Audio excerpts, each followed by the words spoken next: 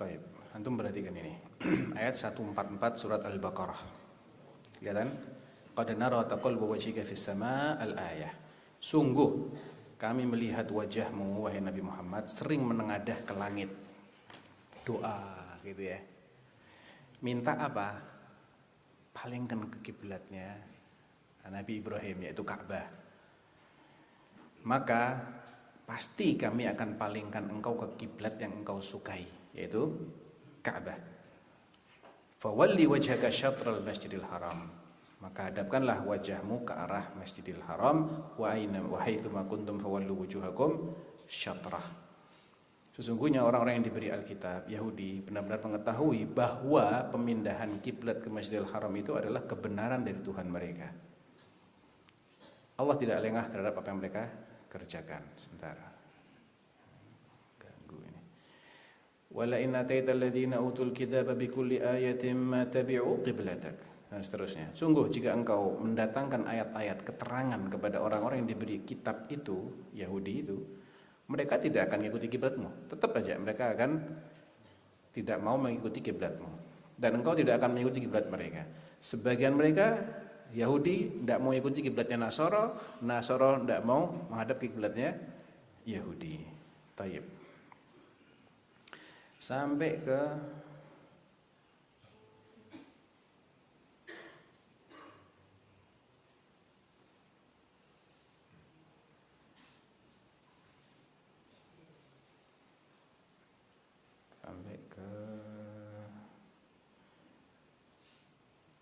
sini.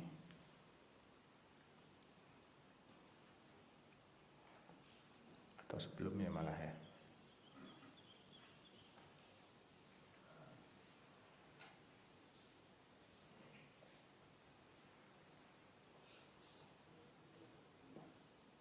Ini dia, ayat 143 harusnya. Wa ma ja'alnal qiblata allati kunta 'alaiha. Ayat ini baru turun setelah kiblat itu dipindah. Ya. Wa ma ja'alnal qiblata allati kunta 'alaiha. Sedangkan makna ayat ini apa? Ini ya, kami tidak menetapkan kiblat Baitul Maqdis yang dahulu kamu berkiblat kepadanya. Allah mengatakan yang menetapkan kiblat Baitul Maqdis itu siapa? Kami alias Allah. Coba sekarang antum cari ayat yang nyuruh menghadap ke Baitul Maqdis. Tidak ada. Ini hanyalah apa? Pengakuan dari Allah bahwa kami yang nyuruh. Sedangkan sholatnya kaum muslimin dan Rasulullah SAW ke Baitul Maqdis selama sekitar 16 bulan itu oleh Allah diakui sebagai perintah Allah, tapi nggak ada ayatnya yang dari awal hadapkanlah ke Baitul Maqdis. Nggak ada ayat itu. Berarti selama ini mereka menghadap ke Baitul Maqdis berdasarkan sunnah fi'liyahnya Rasulullah SAW. Dan setelah turun perintah peralihan, Allah mengakui yang nyuruh dulu siapa? Kami, Allah. Bisa dipahami enggak? Ada siapa yang belum paham? Saya ulang enggak apa-apa, angkat tangan. Paham semua ya? Taib. Ini bukti pertama. Al-Quran, yaitu Allah Subhanahu wa ta'ala mengkonfirmasi, mengakui sunnah fi'liyahnya Rasulullah sebagai wahyu Allah. Yang kedua, di ma qata'tum min linatin aw taraktumuha qa'imatan ala usuliha fa bi'iznillah. Lihat. Itu di surat apa? Al-Hasyr.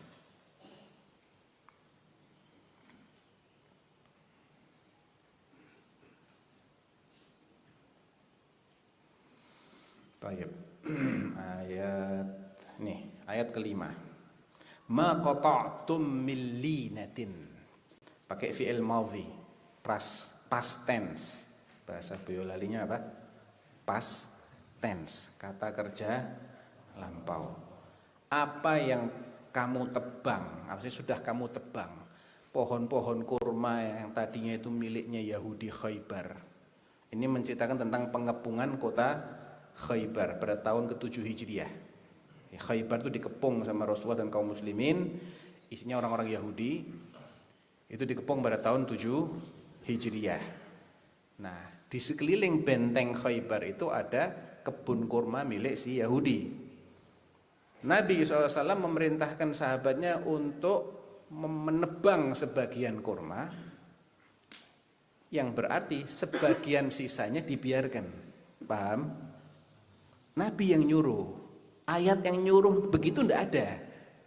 Ayatnya ndak ada, antum cari dari Al-Quran dari awal sampai akhir nggak ada ayat yang tebanglah pohon-pohon ini dan biarkan pohon-pohon itu, ndak ada ayatnya. Tapi peristiwa itu dilakukan oleh Nabi. Setelah dilakukan, turun ayat mengkonfirmasi, ma qata'tum min linatin aw taraktumuha qa'imatan ala usuliha fa biiznillah. Lihat, itu semua atas izin Allah. Berarti kan konfirmasi nih. Allah mengkonfirmasi perbuatan Nabi itu atas izinku. Aku yang mengatakan seperti itu. Tebang yang ini, yang itu jangan ditebang. Ya. Jadi kalau Allah aja mengkonfirmasi perbuatannya Nabi itu adalah atas izin Allah. Kok ada orang yang hari ini masih mempermasalahkan ketika Nabi mengatakan begini, Al-Quran tidak menyebutkan itu. Kok dipermasalahkan? Itu berarti orang gagal paham. Ya. Atau dia memelihara kejahilannya, karena mungkin dia didoktrin begitu, dia pelihara, dia tidak mau membuka diri, padahal ada puluhan ayat dalam Al-Quran. Ya, baik. Kita lanjut ke contoh-contoh berikutnya.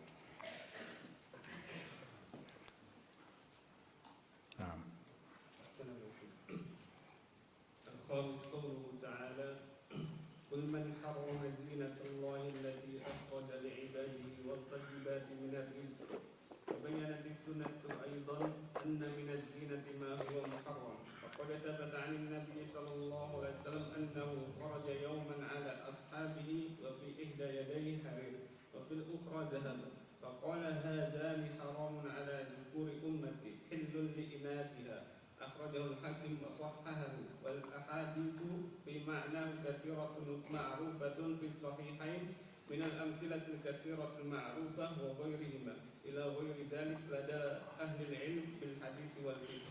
Nah, contoh kelima, ayat yang berbunyi di surat Al-A'raf ayat 32. Qul, katakan wahai Rasulullah, man harrama zinatallahi allati akhraja li'ibadihi wat tayyibati minar rizq.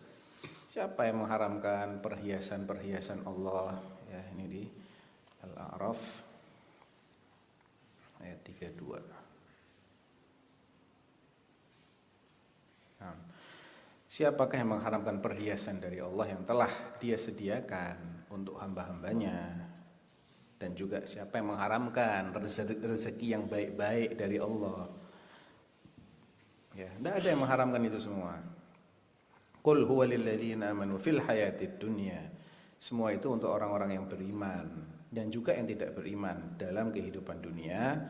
Tapi perhiasan itu akan khusus dipakai, dimiliki oleh orang-orang beriman nanti di akhirat.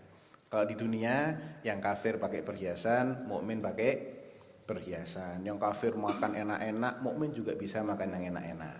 Tapi kalau di akhirat yang enak-enak hanya bagi orang beriman, yang kafir hanya dapat azab. Ya. Baik.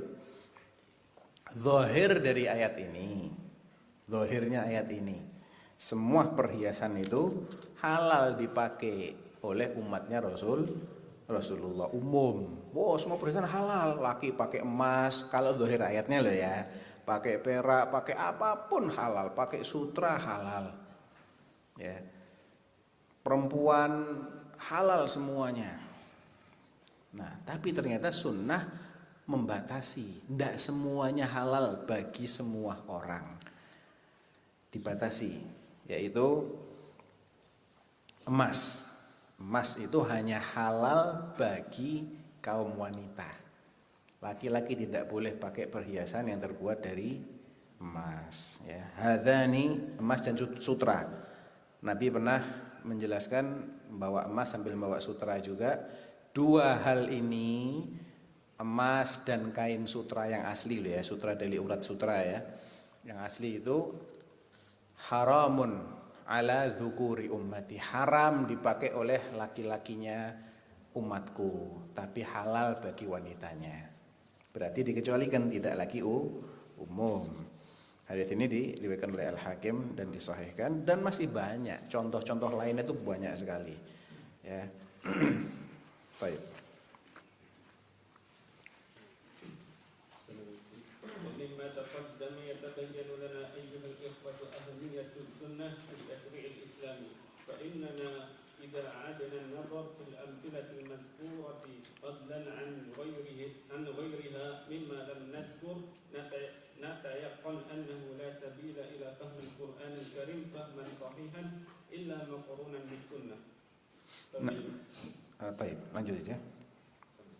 ففي المثال الأول فهم الصحابة الظلم المذكور في الآية على الظاهر، ومع أنهم كانوا رضي الله عنهم كما قال ابن مسعود أفضل هذه الأمة أبرها قلوبا وأعمقها علما وأقلها تكلفا، فإنهم مع ذلك قد أخطأوا في ذلك الفهم، ولولا أن النبي صلى الله عليه وسلم ردهم عن خطئهم وأرشدهم إلى أن الصواب في الظلم المذكور إنما هو الشرك لاتبعناهم على خطئهم، ولكن الله تبارك وتعالى صاننا عن ذلك بفضل إرشاده صلى الله عليه وسلم وسنته. Nah, jadi dari contoh-contoh yang sudah disebutkan tadi jelas sekali ya urgensi sunnah, pentingnya sunnah Rasulullah SAW dalam penetapan hukum. Tasyri' itu penetapan hukum, menghalalkan yang mana, mengharamkan yang mana, membatasi yang mutlak, mengkhususkan yang umum, menjelaskan yang global, ya, itu semua sudah terwakili dengan contoh-contoh yang tadi disebutkan. Kalau kita telaah ulang, kita renungi kembali contoh-contoh yang tadi, apalagi ditambah contoh-contoh lain yang belum disebutkan, karena banyak sekali. Beliau tidak dalam rangka menyebutkan semua contoh, karena banyak sekali ya. Kalau kita renungi kembali, kita akan yakin memang nggak ada cara lain kita untuk memahami Al-Quran kecuali dengan merujuk pada sunnah ya. Contoh yang pertama yang tadi disebutkan itu adalah pemahaman sahabat terhadap makna zulm, kezaliman. Padahal sahabat itu kan sudah jelas-jelas generasi terbaik dari umat ini, yang paling bersih hatinya, paling dalam pemahamannya ya. Salah juga ternyata kalau enggak dikoreksi sama Nabi. Mereka mengira itu semua bentuk kezaliman yang dimaksud oleh walam yalbisu imanahum bidzulm, ternyata hanya satu, yaitu asyirk ya. Seandainya Nabi enggak mengoreksi, niscaya kita akan mengikuti kesalahannya para sahabat dalam memahami ayat itu. Tapi Nabi mengoreksi, laisa bidzalik ya, ama tasma'una ila qauli Luqman ya bunayya la tusyrik billah inna syirka la dzulmun 'adzim. Itu yang dimaksud dengan kezaliman. Contoh yang keduanya وفي المثال الثاني لولا الحديث المذكور لبقينا شاكين على الأقل في قصر الصلاة في السفر في حالة الأمر إن لم نذهب إلى اشتراط الخوف فيه كما هو ظاهر الآية، وكما تبادر ذلك لبعض الصحابة لولا أنهم رأوا رسول الله صلى الله عليه وسلم يقصر ويقصرون معه وقد آمنوا. Baik. Dalam contoh yang kedua tentang aturan mengqashar salat yang zahir ayatnya itu hanya dalam keadaan apa? Takut. Kalau kita itu tidak dapat penjelasan dari Rasulullah, maka sampai sekarang kita hanya akan mengqashar kalau safar dalam keadaan takut. Tapi ada penjelasan ketika sahabat memahami begitu, Nabi jelaskan, enggak, ini sedekah dari Allah. Ya pokoknya safar aja, walaupun aman, tidak apa-apa, qashar. Jadi kita mendapatkan pencerahan karena sunnah ini. Nah, وفي المثال الثالث لولا الحديث أيضا لحرمنا طيبات أحلت لنا الجراد والسمك والكبد والطحال. contoh yang ketiga, kalau bukan adanya hadis yang mengecualikan bangkai mana yang halal dan darah mana yang halal, niscaya sampai sekarang kita tidak akan boleh makan bangkai ikan, tidak akan boleh makan bangkai belalang, tidak akan boleh makan hati, tidak akan boleh makan limpa. Nah, وفي المثال الرابع لولا الأحاديث التي ذكرنا فيه بعضها بعضها لاستحللنا ما حرم الله علينا على لسان نبيه صلى الله عليه وسلم من السباع وسبيل المخلب من الطير. Nah, adapun contoh keempat tentang qul la ajidu fima uhiya ilayya muharraman ala ta'imin dan seterusnya. Ayat yang seakan-akan membatasi yang haram itu cuma 4 macam, tidak lebih dari itu. Kalau nggak ada keterangan hadis, niscaya kita akan menganggap halal semua binatang buas. Harimau, macan, anjing, beruang halal kabeh. Ya. Semua burung-burung berkuku tajam, burung-burung predator semuanya halal semua. Seandainya kita tidak merujuk kepada sunnah Rasulullah sallallahu alaihi wasallam. Dan kalau dianggap halal oleh kita, terus jadi halal gitu? Hah? Siapa yang berhak menghalalkan dan mengharamkan? Allah. Ya. Ancamannya berat sekali loh. Menghalalkan yang haram atau mengharamkan yang halal. Di atas namakan Allah lagi. Wah, itu berat sekali. Itu minal qaul 'ala Allah bi ghairi ilm. Ya, lihat nih ayatnya.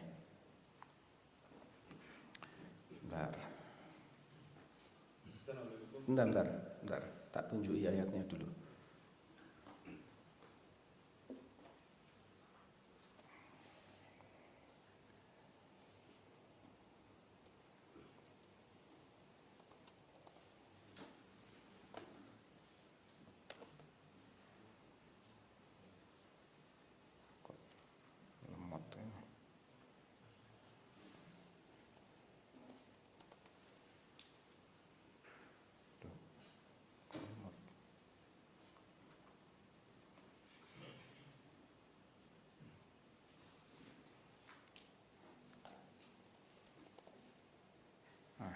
Di surat An-Nahl ayat 116.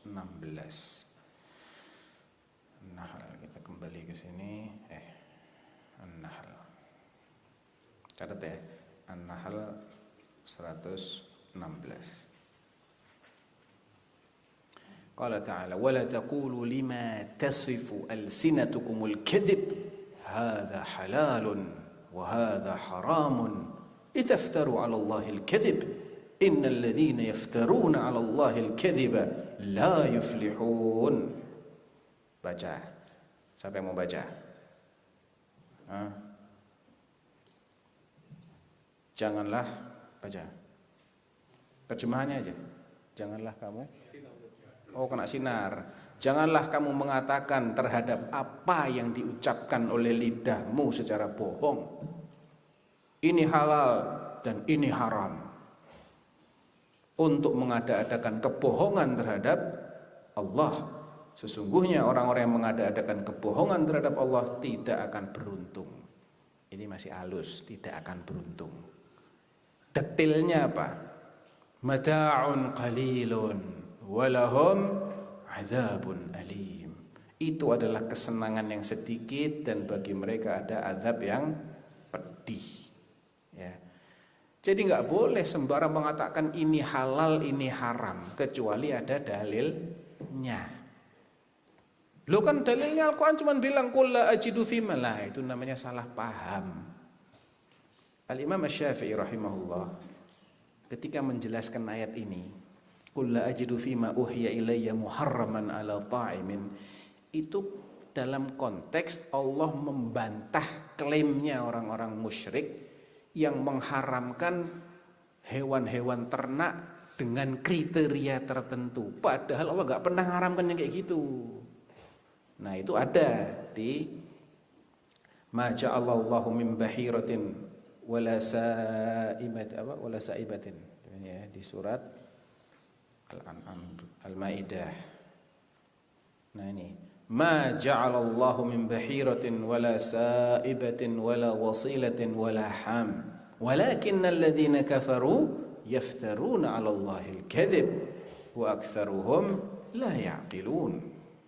Al-Maidah ayat 103. Kita cek terjemahannya.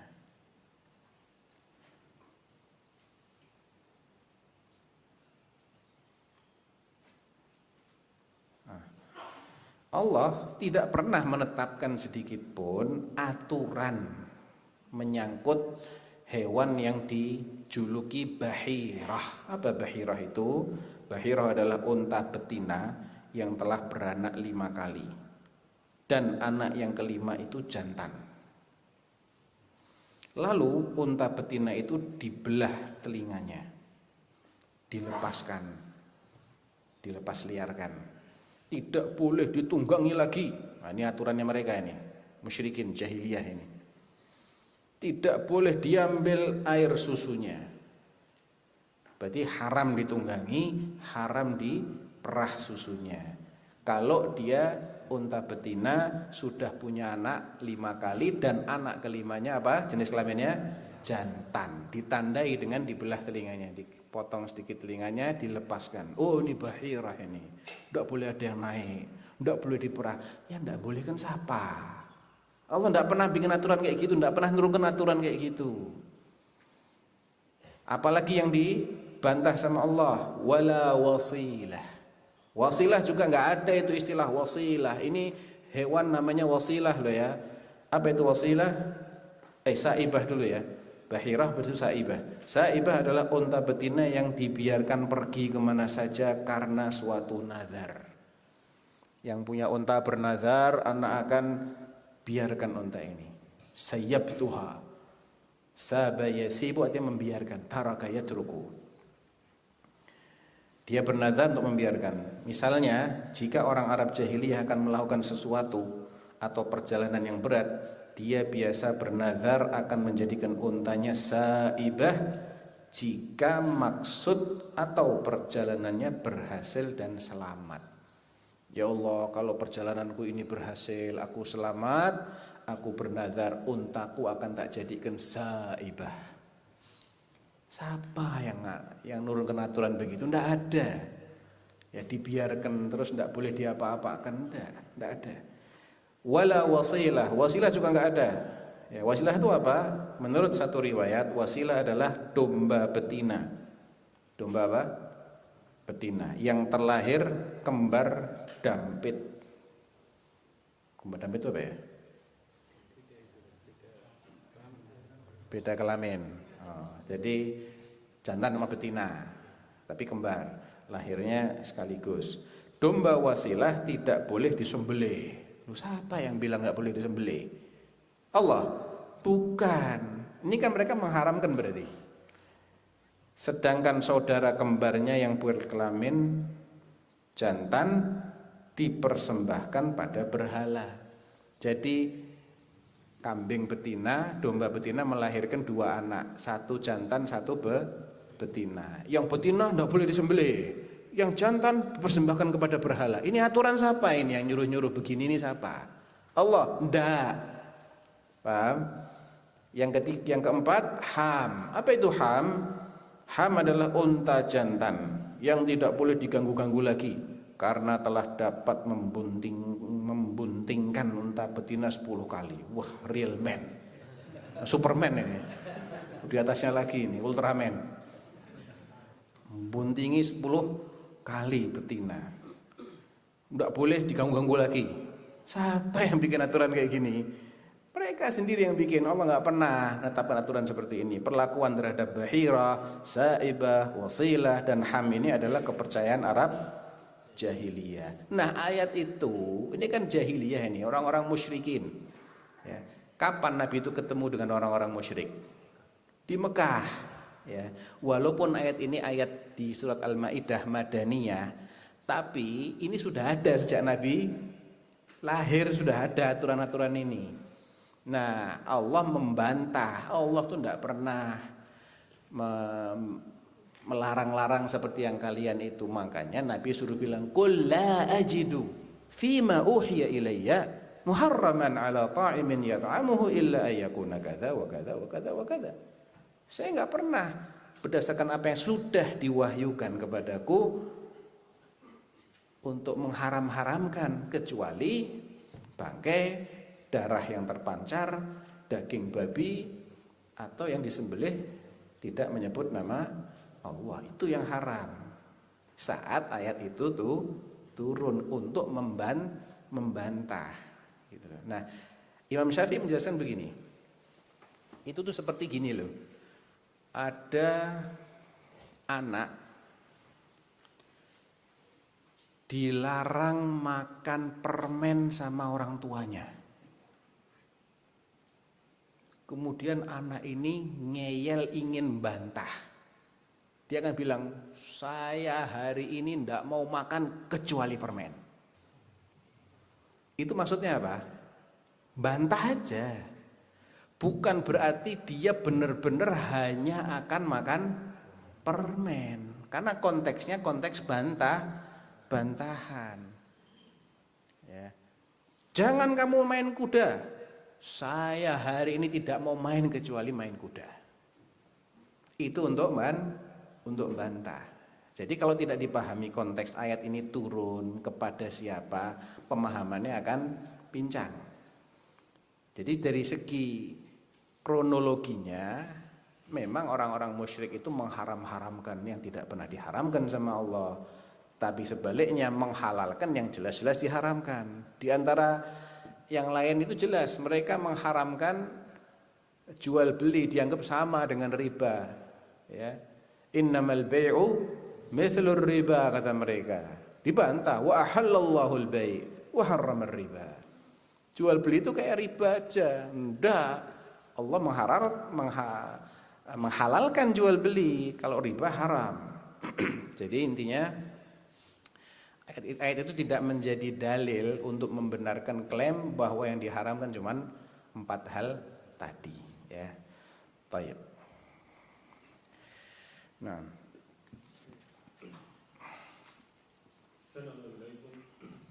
Wa kadzalika al-qitaalul khamis laula al-ahadits allati fihi latahlalna ma harrama Allah 'ala lisan nabiyhi sallallahu alaihi wasallam min al-dahri wal harir. Wa min huna qala ba'du salaf as-sunnatu taqdi 'ala al-kitab. Nah, dalam contoh yang kelima tentang perhiasan-perhiasan dalam ayat Al-Qur'an yang zahirnya menyebutkan itu semuanya halal, perhiasan-perhiasan itu. Makanan yang baik-baik juga semuanya halal. Kalau kita hanya mengacu kepada ayat ini, maka sutra dan emas halal juga dipakai oleh para laki-laki muslim. Padahal tidak begitu. Sunnah membatasi, halal bagi wanitanya, laki-laki nggak boleh. Itu pun juga terbatas juga, nggak bolehnya selama masih ada pilihan lain, tidak darurat. Ada dalil lain nanti yang mengecualikan. Ada sahabat yang kalau pakai selain sutra gatel. Abdurrahman bin Auf sama Sa'ad bin Abi Waqqas kalau nggak salah. Nabi mengecualikan karena mereka alergi dengan jenis kain lainnya. Khusus bagi orang yang alergi itu dikecualikan. Demikian juga ada sahabat yang hidungnya itu putus ketika perang, putus hidungnya, akhirnya dia pakai hidung palsu dari perak, terus busuk, diganti hidung palsu dari emas. Ada juga hadisnya itu. Ini darurat namanya ya. Jadi kalau dalam darurat, sunnah ternyata memberikan kelonggaran lain. Baik. Seperti juga orang yang pakai gigi dari emas. Ya, kalau memang nggak ada zat lain yang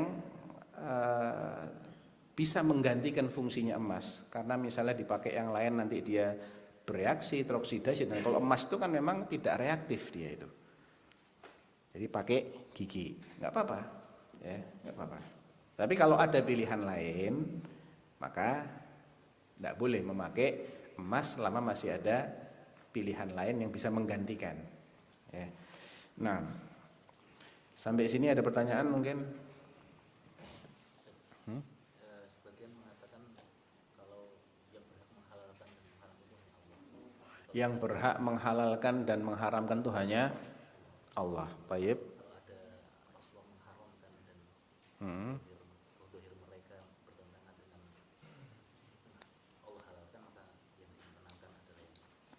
Terus kalau Rasulullah menghalalkan sesuatu atau mengharamkan sesuatu yang bertentangan dengan yang Allah tetapkan di mana? Ya misalkan di dalam dohir ayat itu menghalalkan ya. Dalam dohir ayat menghalalkan, tapi kok Nabi mengharamkan? Ya, demikian juga sebaliknya dong ya. Dalam dohir ayat haram, kok Nabi halal? Maka tidak boleh dipakai. Serius? Karena yang berhak menghalalkan dan mengharamkan. Oke, kita tanya mereka konsisten tidak dengan ini? Tidak bakal konsisten, percaya. Tidak bakal konsisten mereka dengan klaim mereka. Kalau orang nggak konsisten dengan klaimnya, itu menunjukkan klaimnya benar apa salah. Buktinya apa? Ya sudah, Anda konsisten, ikuti Quran saja, jangan ikuti sunnah. Jangan pernah mengkosor sholat, kecuali apa tadi syaratnya? Dalam keadaan safar dan takut diserang oleh musuh. Terus apalagi? Ya. Semua yang berbuat zalim berarti terancam masuk neraka. Enggak ada keamanan baginya. Jadi jangan cuman yang ndak enak toh. Protesnya kalau ndak enak, wah sunnah nambahi aturan. Tapi ketika sunnah memberikan kelonggaran, dia diambil, itu kan ndak konsisten namanya. Satu, yang kedua, itu kan klaim itu kan dibangun atas dasar ada pertentangan antara Al-Quran dan sunnah. Kalau ada pertentangan, Al-Quran itu kan semua Al-Quran toh, bukan cuman ayat itu. Atau cuman ayat itu, yang lain bukan Al-Quran. Coba jelaskan. Al-Quran yang dia maksud itu semua Al-Quran atau hanya ayat itu saja Al-Qurannya? Kalau semua Al-Quran, bagaimana dengan ayat wa ma atakumur rasulu fakhudhuh wa ma nahakum anhu fantahu? Anda menentang ayat ini. Anda menentang ayat ini. Ayo konsisten. Berarti bagaimana terus sekarang? Tidak bisa. Dia nggak bisa konsisten dengan klaimnya. Itu menunjukkan memang mukodimahnya dia sudah salah. Dia mengklaim ada kontradiksi. Nah itu terbantah. Kalau kontradiksinya nggak ada, ya berarti yang diklaim itu kalau bertentangan saya harus mengikuti Al-Quran. Nggak ada bertentangan. Anda aja nggak paham. Andanya nggak paham. Gitu loh. Ya, baik. Ada lagi? Kemudian bagaimana dia akan melaksanakan sholat? Konsisten loh ya, jangan pakai sunnah. Karena kalau bertentangan kan sholat itu kan disebutkan cuma 3 kali dalam Al-Quran. Aqimis sholata liduluki syamsi ila ghasaqil laili wa qur'anal fajr. Ya. Salat subuh, Quran al-fajr, liduluki syams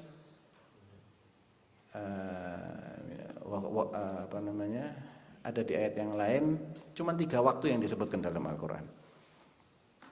Ada di ayat yang lain ada sholat asar di situ, tapi nggak ada hafidhu ala sholawati was sholatil wusta, itu umum. Jagalah sholat itu dan sholat pertengahan. Tapi bagaimana dengan sholat 5 waktu ini? Mana ayat yang menyuruh kita sholat 5 waktu? Lah mereka yang bilang begitu sholatnya berapa waktu? Nah, dia nggak konsisten lagi. Banyak hal yang mereka lakukan sehari-hari itu menunjukkan inkonsistensi mereka. Kalau orang sudah nggak konsisten dengan ucapannya sendiri, ya itu namanya apa? ya batil. Ya, kalau ahlul hak itu konsisten. Dia bilang begini, sikapnya juga akan seperti itu, konsisten. Karena nggak mungkin kebenaran melahirkan kebatilan, nggak mungkin. Kalau hasil dari pola pikir itu adalah kebatilan, berarti pola pikirnya itu batil. Ya, lazimul haq haqqan. Al-haq itu tidak akan melahirkan kecuali yang benar. Baik. Ada yang pertanyaan lain mungkin? Nah.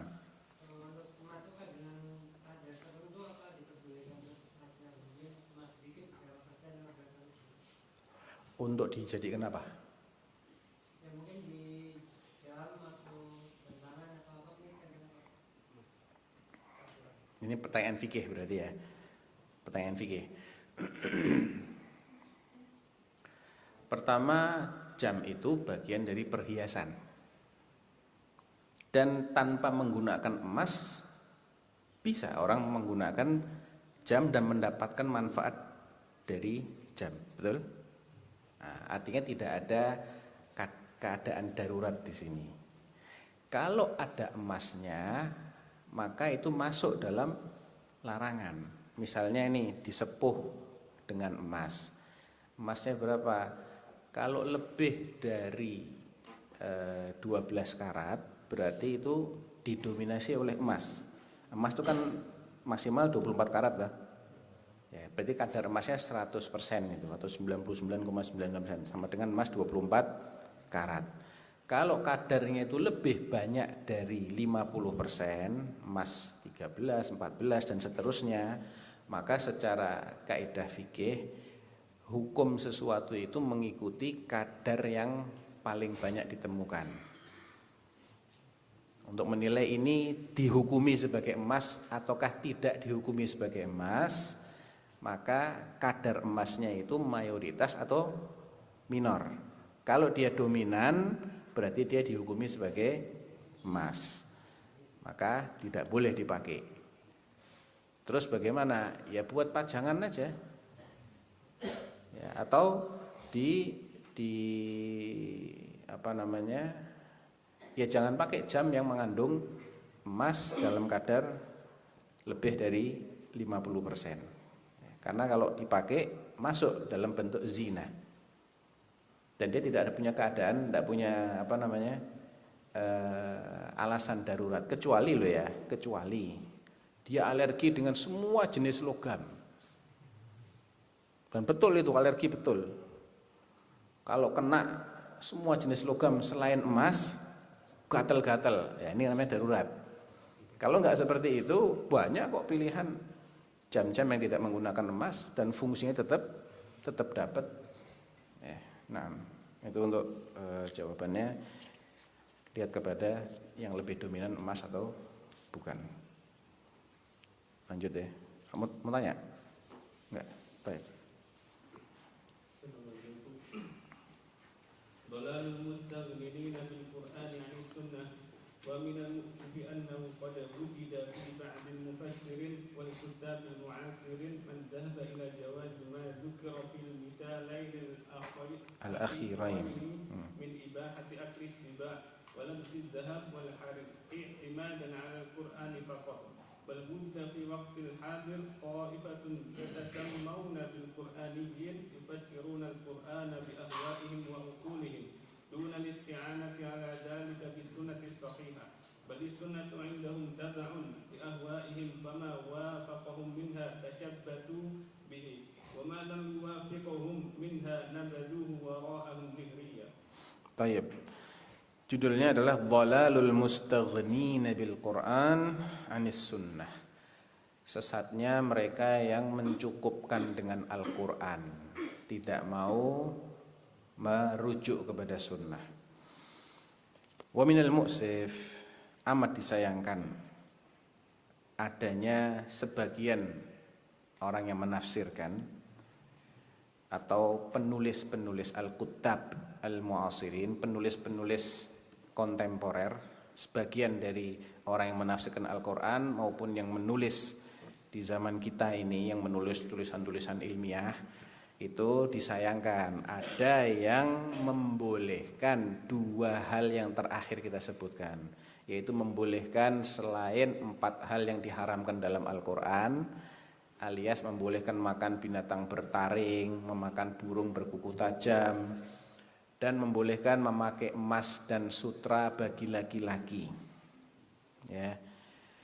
Karena apa? Karena Al-Quran nggak melarang itu.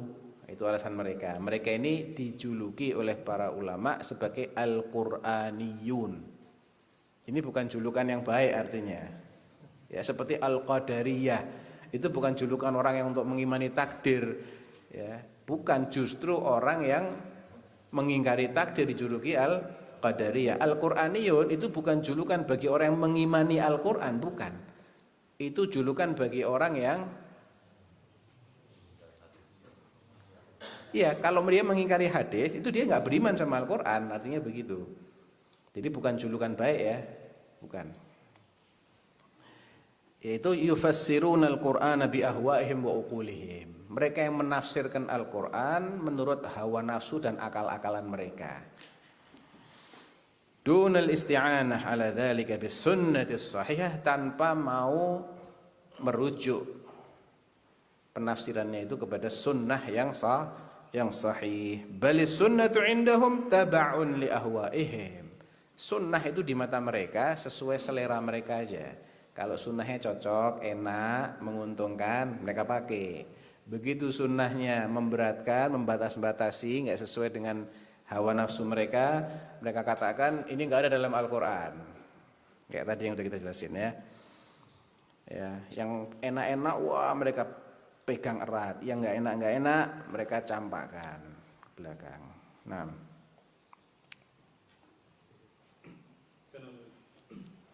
كان النبي صلى الله عليه وسلم قد أشار إلى هؤلاء بقوله في الحديث الصحيح ولا ألفين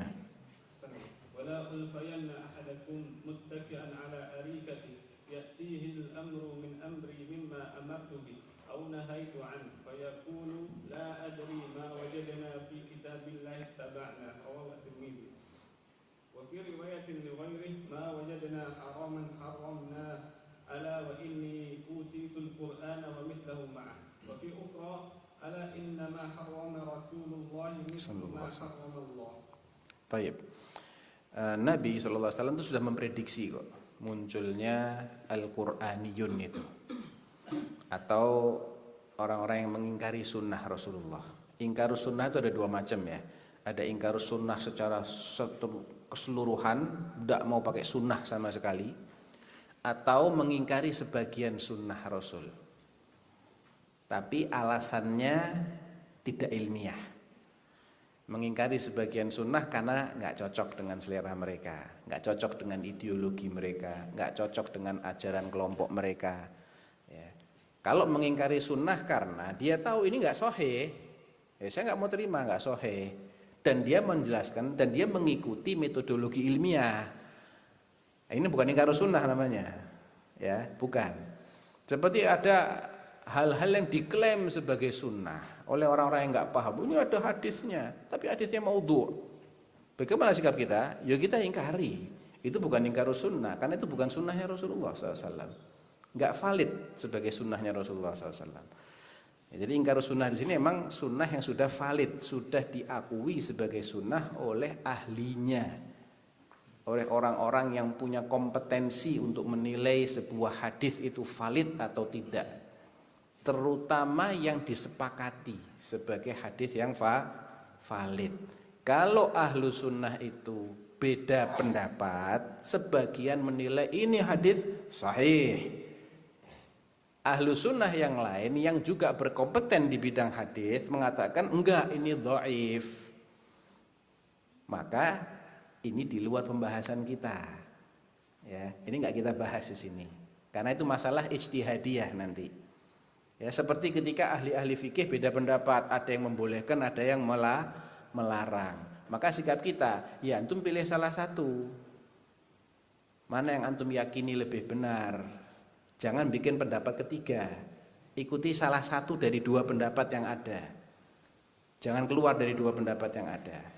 Tapi yang kita bahas di sini adalah ketika ahli-ahli hadis itu sepakat. Ini hadis apa? Sahih, valid. ya, mau sahih mau hasan, yang penting masuk kategori hadis yang layak untuk menjadi dasar hukum. Ya, kemudian dia tolak karena dianggap tidak sesuai dengan Al-Quran, karena dianggap gak sesuai dengan apa yang dia yakini selama ini. Padahal sudah tahu, sudah jelas, ahli hadis sepakat ini sahih. Nah, itu namanya mengingkari sebagian sunnah. Jadi nggak harus mengingkari semua sunnah, enggak.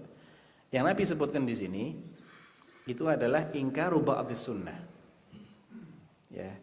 Nabi mengatakan la alfayanna ahadakum, jangan sampai aku ketemu dengan salah seorang dari kalian muttaki'an ala arikatihi, dalam posisi duduk santai, duduk di bawah gitu ya, terus bertumpu pada salah satu sikunya. Itu posisi apa?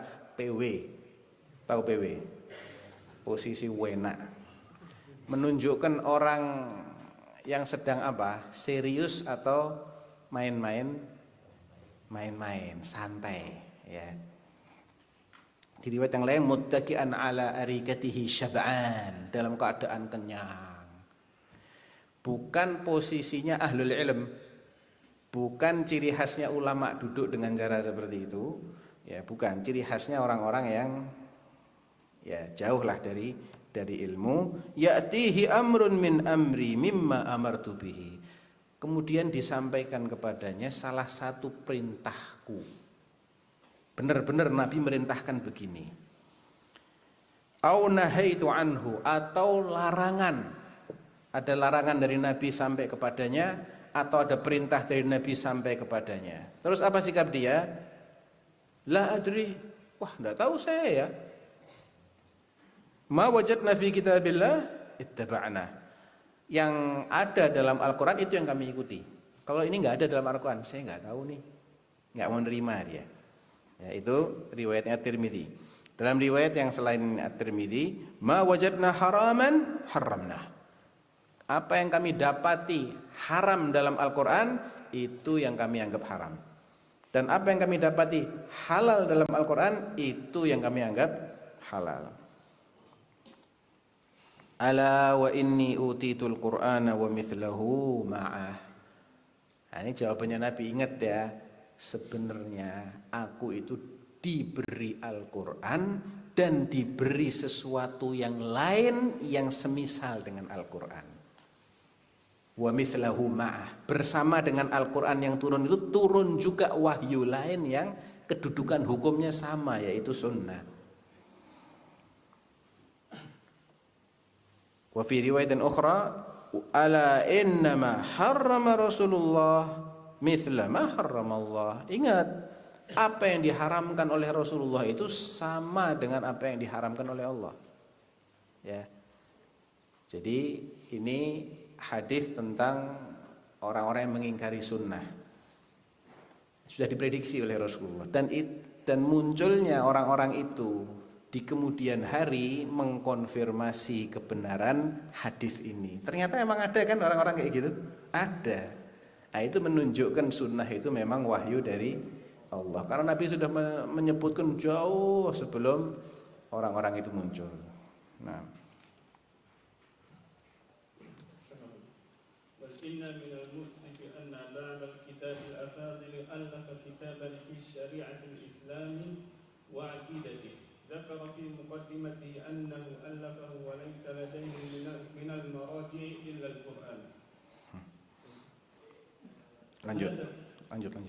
فهذا الحديث الصحيح يدل دلالة قاطعة على أن الشريعة الإسلامية ليست قرآنا فقط، وإنما هي قرآن وسنة، فمن تمسك بأحدهما دون الآخر لم يتمسك بأحدهما، لأن كل واحد منهما يأمر بالتمسك بالآخر، كما قال تعالى: من يطع الرسول فقد أطاع الله، وقال تعالى: فلا وربك لا يؤمنون حتى يحكموك فيما شجر بينهم ثم لا يجدوا في أنفسهم مما قضيت. Harajan mimma qadait. Ada yang kurang itu. Harajan mimma qadait. ثم لا يجدوا في أنفسهم حرجا مما قضيت ويسلموا تسليما. وقال تعالى: وما كان لمؤمن ولا مؤمنة إذا قضى الله ورسوله أمرا أن يكون لهم الخيرة من أمره ومن يعص الله ورسوله فقد ضل ضلالا مبينا. وقال تعالى: وما آتاكم الرسول فخذوه وما نهاكم عنه فانتهوا. Baik. Ini adalah kutipan dari apa yang tadi Ana sebut, ada sekitar 40 ayat dalam Al-Quran yang intinya itu mewajibkan kita untuk berpegang atau mengikuti sunnah Rasulullah Sallallahu Alaihi Wasallam. Ya, Ana kumpulkan itu 40 ayat. Nah, ini antum kalau mau nyatet nomor surat sama nomor ayatnya bisa. Sebentar.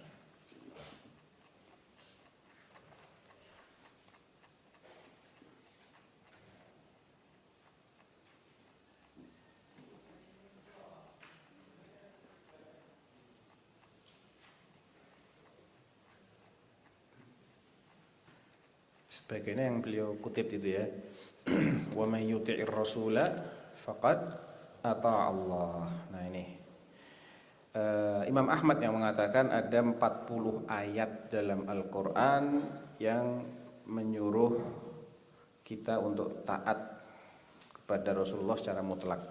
Ini surat 3 itu surat apa? Al-Imran ayat 31 dan 33. Nanti antum cek. Ya, terus surat 4 surat apa?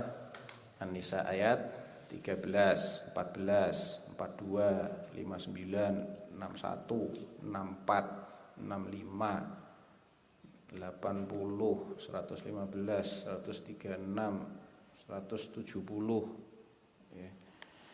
Kemudian surat 5 Al-Maidah ayat 92, surat 7 Al-A'raf ayat 157, surat 8 ayat 20, 24, banyak intinya. Nanti bisa ditulis sendiri. Bisa juga lebih banyak lagi dari ini. Ya. Dan perintahnya itu ada yang tegas, ati'ullah wa ati'ur rasul. Ya. Qul ati'ullah wa ati'ur rasul wa ma atakumur rasulu fakhudhuhu wa ma nahakum anhu fantahu. Ada yang perintah-perintah secara tersirat, contohnya wa in tuti'uhu tahtadu, dan kalau kalian mau menaatinya, menaati Rasul, kalian akan dapat hidayah. Ini perintah secara eksplisit. Kalian tidak akan dapat hidayah kecuali dengan taat kepada Rasul, ya. Atau wa may yuti'illaha war rasula faulaika ma'al ladzina an'ama Allahu 'alaihim minan nabiyyin wasiddiqin wasyuhada'i wassalihin. Ini juga secara tersirat. Siapa yang taat kepada Allah dan Ar-Rasul, Rasulullah SAW, maka mereka akan bersama orang-orang yang Allah berikan nikmat dari para nabi, para syiddiqin, syuhada, as-salihin di jannah nanti.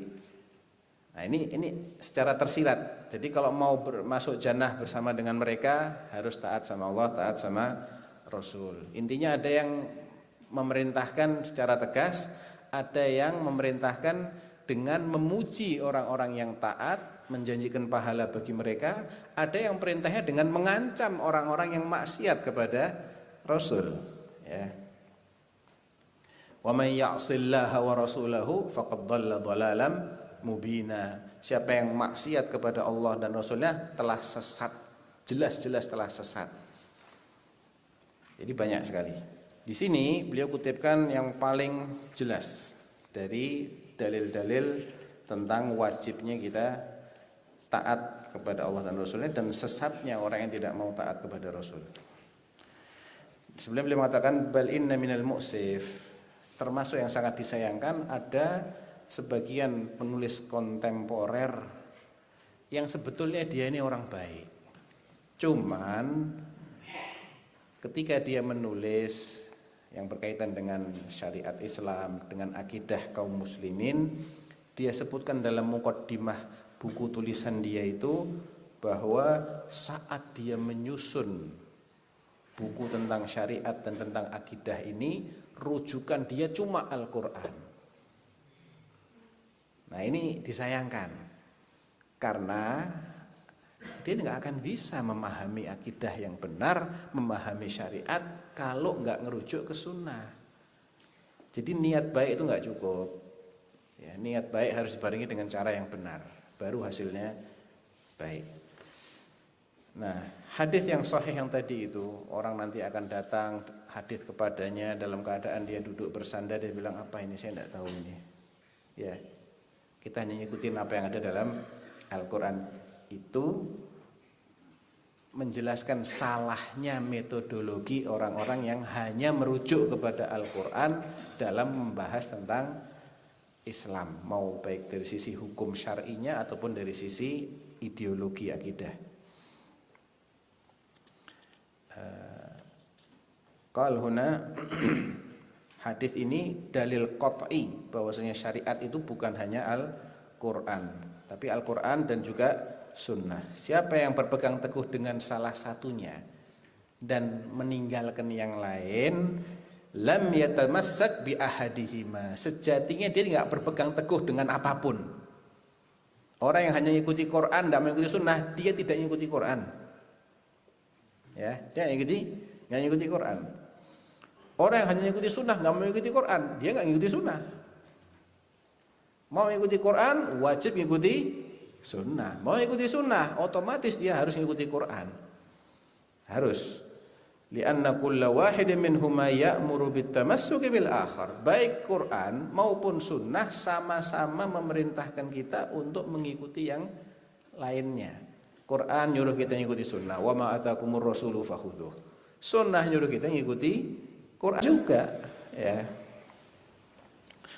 Taraktu fikum amrayni lan tadhillu ma in tamassaktum bihima kitabullah, ya, wa sunnati, atau kitabullah saja itu juga karena yang itu sahih itu. Kitabullah itu jelas sahih. Tapi kalau kita ikuti hadis ini, otomatis Al-Qur'an mengatakan apa? Atiiullah wa atiiur rasul, ya. Baik. Nah, kama qala ta'ala, contohnya ayat-ayat yang nyuruh kita mengikuti sunnah, wa may yuti'ir rasula faqad ata Allah. Siapa yang taat kepada Rasul berarti dia taat kepada Allah. Berarti kan benar itu. Innama utitul Qur'ana wa mithlahu ma'ah. Aku diberi Al-Qur'an dan diberi yang setara dengan Al-Qur'an, yaitu sunnah.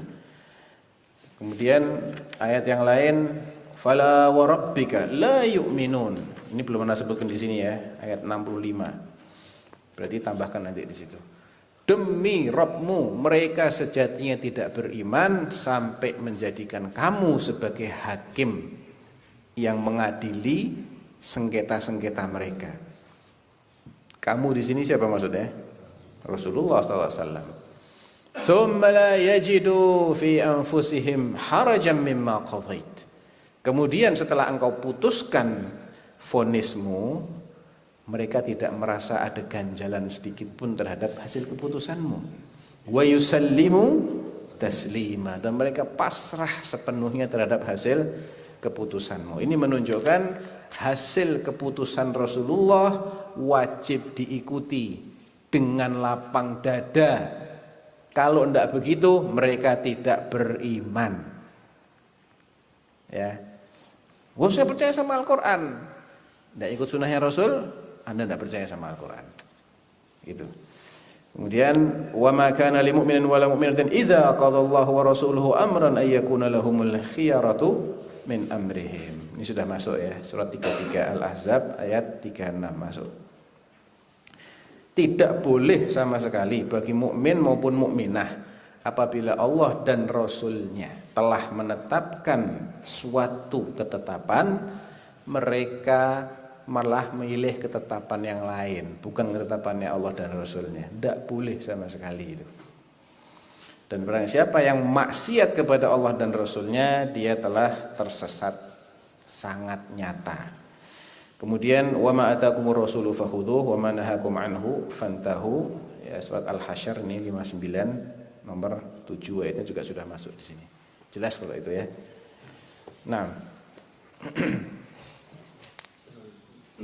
وبمناسبة هذه الآية يعجبني ما ثبت عن ابن مسعود رضي الله عنه وهو أن امرأة جاءت إليه فقالت له أنت الذي تقول لعن الله النامصات والمتنامصات والواشمات الحديث قال نعم قالت فإني قرأت كتاب الله من أوله إلى آخره فلم أجد فيه ما تقول فقال لها إن كنت قرأته لقد وجدته أما قرأت وما آتاكم الرسول فخذوه وما نهاكم عنه فانتهوا قالت بلى قال فقد سمعت رسول الله صلى الله عليه وسلم يقول لعن الله النامصات الحديث متفق عليه. Nah, terkait dengan ayat terakhir, wa ma atakumur rasulu fakhudhuh. Apapun yang dibawakan Rasulullah kepada kalian, ambil, terima.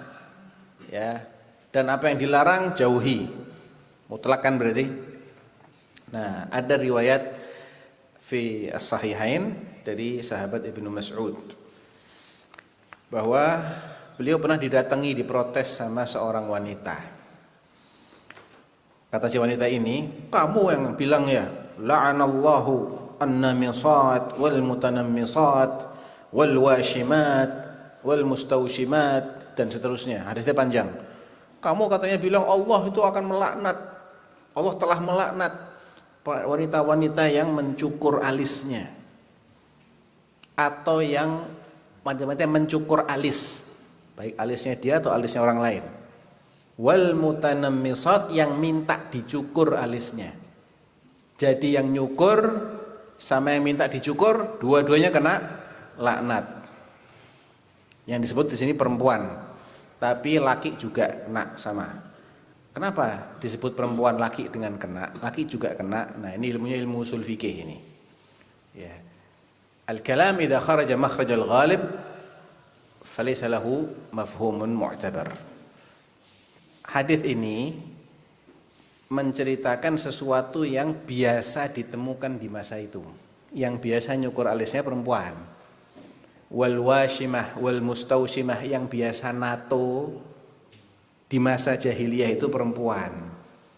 Jadi Nabi menceritakan sesuatu yang lebih sering ditemui. Nah, kalau sabda Nabi itu berkaitan dengan hal-hal yang sifatnya itu lebih sering ditemui, maka tidak ada kesimpulan terbalik. Maksudnya gini, kan yang disebut perempuan, berarti laki-laki nggak apa-apa dong. Nah, itu namanya kesimpulan terbalik, mafhum. Ya, mafhum ini nggak berlaku di sini. Seperti nggak berlakunya mafhum wala ta'kulur riba adha'afan mudha'afah. Jangan kalian makan riba yang berlipat ganda. Kalau cuma 10% kan enggak berlipat ganda. Ah, itu namanya mafhum mukhalafah itu. Hadza ghairu mu'tabar. Karena riba yang dibahas di masa jahiliyah itu rata-rata berlipat ganda, sehingga ayat itu turun sesuai konteks di masa itu. Enggak boleh dipahami kalau enggak berlipat ganda enggak apa-apa. Nah, itu orang namanya gagal move on. Itu kalau nggak ngerti ilmu tuh ya kayak gitu, ngawur isinya ya. Sebagaimana juga banyak ayat lain yang akan jadi masalah buat dia. Wala tukrihu fatayatikum 'alal bigha'i in aradna tahassuna litabtaghu 'aradal hayatid dunya. Nah, itu ada di surat apa itu?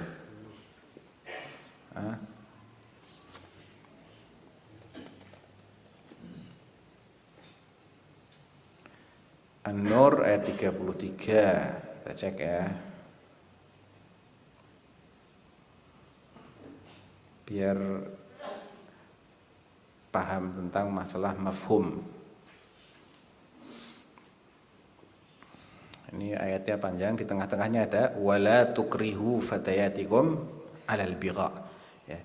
Orang-orang yang tidak mau menikah hendaklah menjaga kesucian dirinya sampai Allah memberi kemampuan kepada mereka dengan karunia-Nya.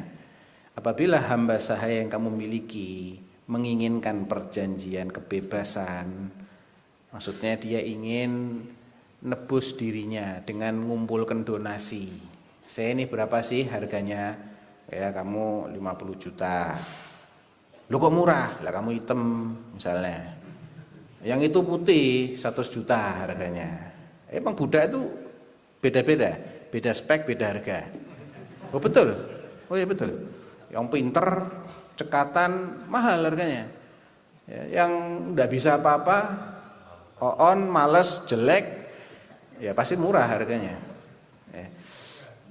Hah? Obral. Hendaklah kamu buat perjanjian dengan mereka jika kamu mengetahui ada kebaikan pada mereka. Berikanlah kepada mereka sebagian harta Allah yang dikaruniakan kepadamu. Kalau kamu punya zakat, mereka termasuk mustahik zakat. Ya, wafir riqab itu loh. Wafir riqab itu ini contohnya. Budak yang sedang menebus kemerdekaan dirinya dari majikannya. Setelah dia dikasih tahu hargamu sekian. Majikannya punya harta. Nih tak bantu. Saya punya zakat nih. Zakat saya itu ada 10 juta. Kamu tak kasih 10 juta. Cari berapa tadi harganya? 50. Cari 40 sisanya. Oh, ada orang lain lagi mau ngasih zakat. Enggak apa-apa, kumpulkan. Gitu ya. Nah, terus ini, janganlah kamu paksa hamba sahaya perempuanmu untuk melakukan pelacuran jika mereka sendiri menginginkan kesucian. Coba pahami dohirnya. Ayo. Wah, mereka emang suka ngelacur enggak apa-apa ya. Jadi mucikari gitu. Hah? Enggak ada, karena konteksnya dulu orang-orang jahiliyah memang punya kebiasaan begitu. Sahaya mereka itu ingin jaga kehormatan, dipaksa melacur, duitnya dimakan sama majikannya. Jadi nggak berlaku kalau hamba sahanya memang suka ngelacur terus boleh, enggak, tetap haram. Paham? Nah, karena kamu hendak mencari keuntungan kehidupan duniawi, yang penting dapat setoran, dipaksa melacur. Siapa yang memaksa mereka, maka sesungguhnya Allah Maha Pengampun lagi Maha Penyayang kepada mereka yang dipaksa, bukan kepada yang maksa. Ya, udah dibacanya berhenti di sini bahaya ini. Nah, itu ngeri kan? Makanya naz'ul kalami 'anis siyaq itu aslud dhalal. Min aslid dhalal. Di antara asal muasal kesesatan itu adalah mencomot ayat dari konteksnya, ayat ataupun hadis. Coba berhenti di sini. Wah, enggak apa-apa, tenang aja. Allah Maha Penyayang kok. Apalagi yang dibaca terjemahannya. Wah, lebih ngeri lagi ini. Jadi ini semua berkaitan dengan kharaja makhrajal ghalib. Ya, demikian juga hadis la'ana Rasulullah SAW la'anallah an-namisat, ya, Allah melaknat wanita-wanita, karena zaman itu perempuan yang banyak, berarti laki-laki juga nato juga kena sama, walaupun di masa itu perempuan lebih banyak yang menato. Ya, tato itu enggak harus di sini, enggak, di muka. Sampai sekarang pun masih ada sebagian perempuan-perempuan di Badui, ya, di Maghrib itu wilayah-wilayah Maroko atau Afrika Utara, itu mereka masih pakai tato di wajah, tato di tangan. Itu tidak boleh. Yang nato terkena laknat, yang minta ditato juga terkena laknat. Al-wasilah wal mustausilah, yang nyambung rambutnya orang lain atau yang minta disambung rambutnya. Wal mutafallijati lil husn al mughayyirati khalqallah. Demikian juga perempuan-perempuan yang nyikir giginya biar kelihatan agak renggang-renggang, kayaknya masih gadis muda. Ya. Karena yang biasanya giginya renggang-renggang itu anak masih muda. Jadi ini sebetulnya enggak segitu. Biar lebih cantik dia rubah ciptaan Allah. Itu semua kena laknat. Nah, perempuan ini bingung, di mana Allah melaknat? Tidak ada ayat yang bilang kayak gitu. Kata Ibnu Mas'ud, kalau kamu ini, dia bilang, saya sudah baca Al-Quran dari Al-Fatihah sampai An-Nas, saya tidak nemukan ayat yang Allah melaknat para yang nyukur alis, yang minta dicukur, yang menato, yang minta ditato dan seterusnya. Kata Ibnu Mas'ud, "In kunti qara'tihi faqad wajadti." Kalau kamu benar-benar baca Al-Qur'annya, pasti ketemu ayatnya. Bukankah Nabi bilang? Bukankah Allah mengatakan, "Wa ma atakumur rasulu fakhudhu"? Oh iya betul. Kalau ayat itu ada. Lah, Nabi yang melaknat. Dibilang apa di sini? Sami'tu Rasulullah SAW, Nabi yang mengatakan bahwasanya Allah melaknat. Aku mendengar Nabi mengatakan, la'anallahu an-namisat wal mutanammisat wal washimat wal mustawshimat, dan seterusnya. Ya, hadis ini muttafaq alaih. Nah,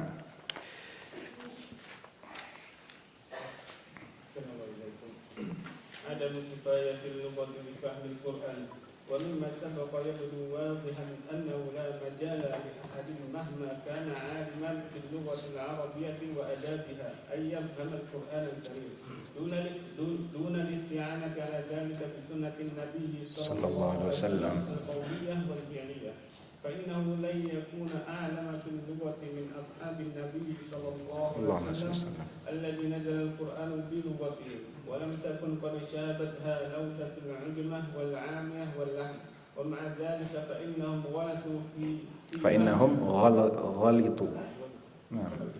ومع ذلك فإنهم غلطوا في فهم الآية السابقة حين اعتمدوا على لغتهم فقط. Nah, sekarang judulnya apa? Adamu kifayatil lughah li fahmil Qur'an. Bahasa Arab pun, kemampuan seseorang atau penguasaan seseorang terhadap bahasa Arab itu juga nggak cukup untuk memahami Al-Quran dengan baik dan benar. Artinya kalau nggak ngerujuk ke sunnah, hanya berangkat dari bahasa Arab itu juga nggak cukup. Ya, dasarnya apa? Yang sudah dibahas tadi. Para sahabat saja kadang salah paham, padahal mereka itu yang punya bahasa. Quran itu turun dengan bahasa mereka, dengan logat mereka. Orang-orang Quraisy itu, Al-Quran turun dengan logat mereka. Ya.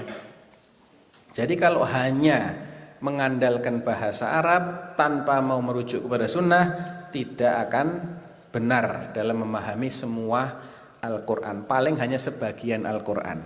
Tapi banyak hal lain tidak bisa dipahami hanya dari segi bahasa. Ya. Dalilnya tadi itu, Al-Quran itu turun dalam bahasanya para sahabat, dan para sahabat itu belum terkontaminasi dengan bahasa amiyah, dengan bahasa-bahasa asing, nggak ada. Kalau orang hidupnya sekarang udah terkontaminasi, ya, banyak istilah-istilah barat masuk. Enggak, di zaman mereka nggak ada istilah-istilah asing, dan mereka juga nggak ngerti bahasa asing, ngertinya cuma bahasa Arab. Bahasa pasaran pun nggak ngerti mereka. Pun demikian, pemahamannya salah juga kadang-kadang. Ya, seperti memahami zulm, ya, seperti memahami ayat-ayat yang lain. Ya. Sampai mereka tanya dulu kepada Rasulullah Sallallahu Alaihi Wasallam. Nah. فمن البده فمن البده أن المرء كلما كان عالما بالسنة كان أحرى بفهم القرآن واستنباط الأحكام منه ممن هو جاهل بها، وكيف بمن هو غير معتد بها ولا ملتفت إليها أصلا. ولذلك كان من القواعد المتفق عليها بين أهل العلم أن يفسر القرآن بالقرآن والسنة ثم بأقوال الصحابة إلى آخر. Taib. Berangkat dari sini, minal badahi. Badahi itu sesuatu yang jelas banget ya. Pakai logika dasar aja orang sudah bisa menerima bahwa makin alim seseorang terhadap sunnah Rasulullah, makin tepat pemahaman dia. Ya, makin pandai dia dalam memahami Al-Quran dan dalam menggali atau menyimpulkan hukum-hukum di balik ayat-ayat Al-Quran dibandingkan dengan orang yang jahil terhadap sunnah. Kalau dia jahil terhadap sunnah, maka kesimpulan dia ketika membaca ayat itu sering salah daripada benar. Ya, dia tidak tahu ini kronologinya ayat ini kapan ya. bahas apa ini, kondisi dulu seperti apa, tidak ngerti dia. Makin alim dia, makin ngerti dia tentang sunnah, tentang tafsir Al-Quran. Lantas bagaimana akan dibandingkan pemahaman orang yang tidak mengakui sunnah sebagai pendampingnya Al-Quran? Ya pasti akan salah kaprah. Orang yang minim pengetahuan tentang sunnah aja lebih banyak salahnya, apalagi orang yang tidak menganggap sunnah itu sebagai wahyu yang setara dengan Al-Quran. Oleh karena itu termasuk kaidah yang disepakati oleh para ulama bahwa Al-Quran itu kalau mau ditafsirkan, tafsirkan dengan sesama ayat Al-Quran atau dengan sunnah. Level ketiganya dengan aqwalus sahabah, penjelasan para sahabat. Dan seterusnya ada 5 level. Pertama Al-Quran dengan Al-Quran. Yang kedua Al-Quran dengan sunnah. Yang ketiga Al-Quran dengan aqwalus sahabah. Yang keempat Al-Quran dengan aqwalut tabi'in. Dan yang terakhir Al-Quran dengan lughah. Kalau tidak ketemu penjelasan dari ayat ini dalam ayat yang lain, tidak ketemu dalam sunnah, tidak ketemu dengan penafsiran para sahabat, tidak ada juga dalam penafsiran tabi'in, baru kita menafsirkan sesuai bahasa Arab. Nah, ومن هنا يتبين لنا سبب ضلال العلماء الكلام قديما وحديثا ومخالفتهم للسلف رضي الله عنهم في عقائدهم فضلا عن أحكامهم وهو بعدهم عن السنة والمعرفة بها وتحكيمهم عقولهم وأهواءهم في آية الصفات وغيرها وما أحسن ما جاء في الشر العقيدة الطهوية. وكيف يتكلم في أصول الدين من لا يتلقاه من الكتاب والسنة وإنما يتلقاه من قول فلان وإذا زعم أنه يأخذه من كتاب الله لا يتلقى تفسير كتاب الله من أحاديث الرسول ولا ينظر فيها ولا فيما قاله الصحابة والتابعون لهم بإحسان المنقول إلينا عن الثقات الذين تخيرهم النقاد فإنهم لم ينقلوا نظم القرآن وحده بل نقلوا نظمه ومعناه ولا كانوا يتعلمون القرآن كما يتعلم الصبيان بل يتعلمونه بمعانيه ومن لا يسلك سبيلهم فإنما يتكلم برأيه ومن يتكلم برأيه وبما يظنه دين الله ولم يتلقى ذلك من الكتاب فهو مأتم وإن أصاب ومن أخذ من الكتاب والسنة فهو مأجور وإن أخطأ لكن إن أصاب يضاعف أجره. Baik. Kemudian Syekh Al-Albani rahimahullah menjelaskan dari sini menjadi jelaslah apa sih yang menyebabkan ulama-ulama ahli kalam, ahli filsafat itu sesat sejak dulu sampai sekarang. Semua yang berfilsafat dalam belajar agama pakai filsafat itu pasti sesat. Kenapa? Ya karena mereka jauh dari sunnah dan hanya menggunakan akal-akalan mereka.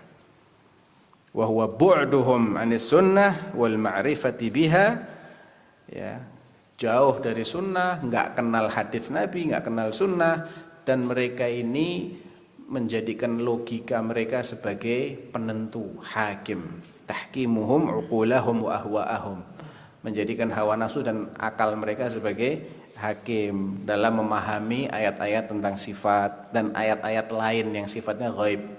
Ya, enggak cuma ayat sifat, perkara-perkara ghaib tentang mukjizat enggak masuk akal ini. Ya. Enggak masuk akal. Apa itu kisah Nabi Nuh bisa satu dunia banjir semua? Enggak masuk akal. Nah, itu semua terjadi karena mereka jauh dari sunnah. Kemudian beliau mengutip penjelasan dari Al-Imam Abu Ja'far At-Tahawi yang wafat tahun 322 Hijriah. dalam kitab beliau Aqidah At-Tahawiyah, wa kaifa yatakallam fi usuluddin man la yatalaqahu minal kitabi was sunnah. Bagaimana akan dibenarkan orang-orang yang tidak mengambil akidahnya dari kitabullah dan sunnah kok dibenarkan untuk bicara tentang usuluddin? Logikanya dari mana? Masalah usuluddin kok disampaikan oleh orang-orang yang tidak merujuk kepada Al-Quran dan sunnah. Wa innama yatalaqahu min qawli fulan. Tapi rujukannya adalah si fulan, al-filosof, al-imam fulan, ahli filsafat. Tidak merujuk kepada kitab Allah, merujuk kepada sunnah Rasulullah SAW. Wa idza za'ama annahu ya'khudhu min kitabillah. Kalau dia mengklaim enggak kok, dia merujuk kepada kitabullah, tapi tafsirnya enggak merujuk kepada sunnah. Ya, wala yatalaqqa tafsir kitabillah min ahaditsir rasul, enggak mau ngerujuk ketika menafsirkan Al-Qur'an, enggak mau merujuk kepada hadis, enggak mau juga menukil dari ucapannya sahabat dan tabi'in. Ya, al-manqul ilaina 'anits thiqat. Padahal penafsiran dari Rasulullah, dari sahabat, dari tabi'in dengan sanad yang isinya orang-orang thiqah itu ada. Ada kitab-kitab tafsir yang itu pakai sanad dan sanad itu bisa diverifikasi.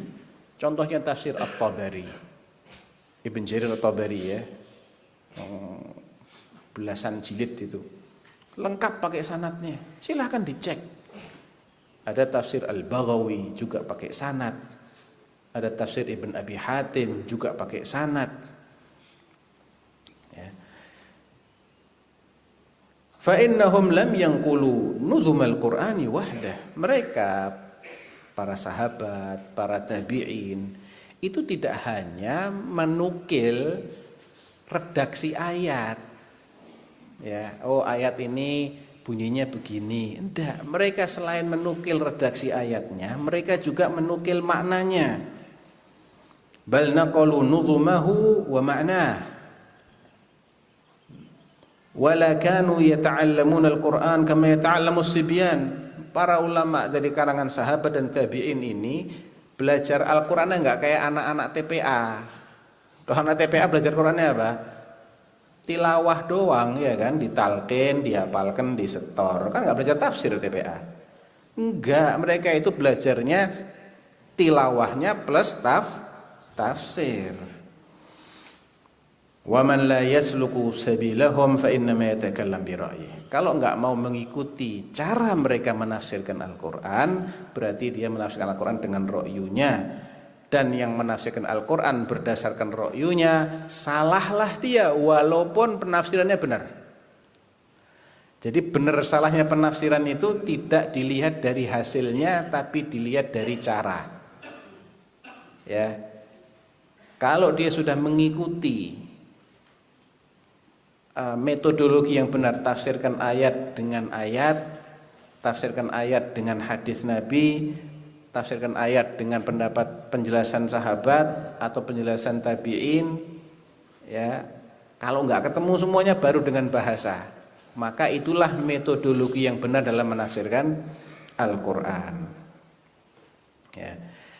Wa man lam yatalaqqa dzalika minal kitab fa huwa ma'thum wa in asab. Kalau dia tidak mengikuti penafsiran seperti itu, dia dosa walaupun kebetulan betul penafsirannya.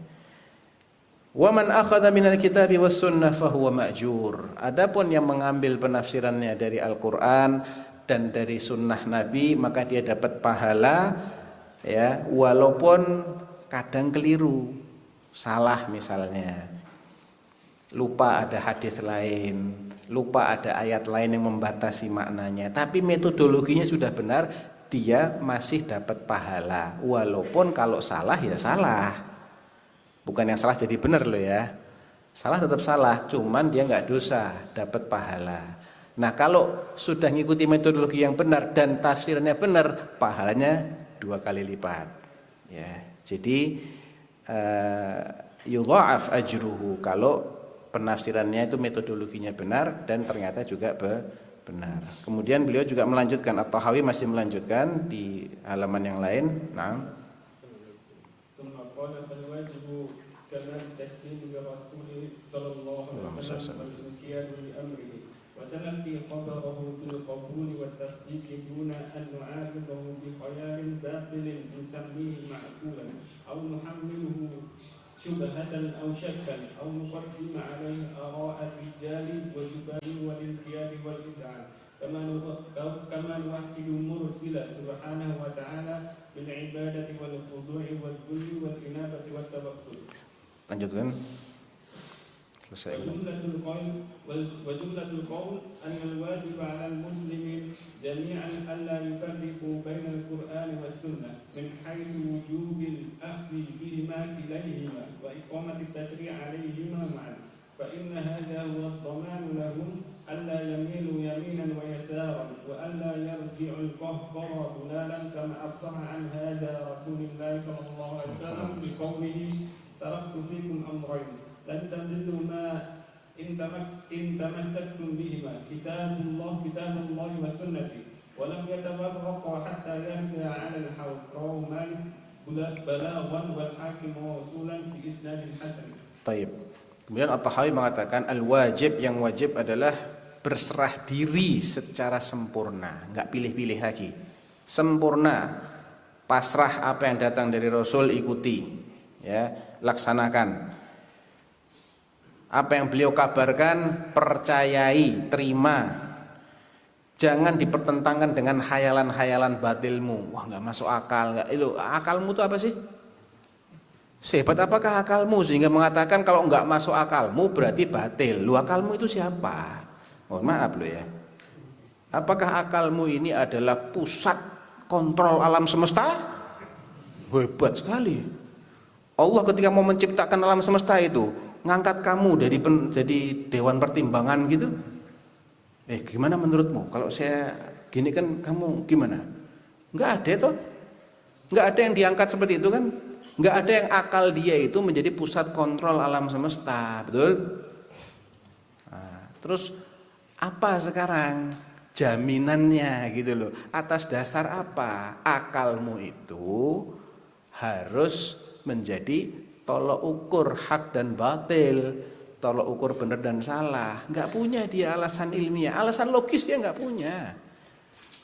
Karena kan itu menurut akalmu. Akal saya bilang mah bisa tuh, mungkin. Saya juga orang berakal loh. Ya. Apa hebatnya akal Anda yang mengingkari dengan akal saya yang menerima? Saya sama-sama berakal. Apa hebatnya akalnya Abu Jahal ketika menolak Isra dan Mi'raj? Padahal Abu Bakar menerima. Dua-duanya orang berakal. Artinya nggak ada dalil yang mengutamakan akalnya Abu Jahal di atas akalnya Abu Bakar. Ya, demikian juga dalam hal-hal lain. Oleh karena itu menjadikan akal sebagai hakam, sebagai tolok ukur itu tidak masuk akal. Kesimpulannya itu, menjadikan akal sebagai tolok ukur untuk semua hal itu tidak masuk akal, tidak logis itu. Jadi akal itu dipakai, tapi pada porsinya. Memang untuk hal-hal yang bisa dilogika, dinalar, dipikir pakai akal, yang kasat mata, pakai akal di situ.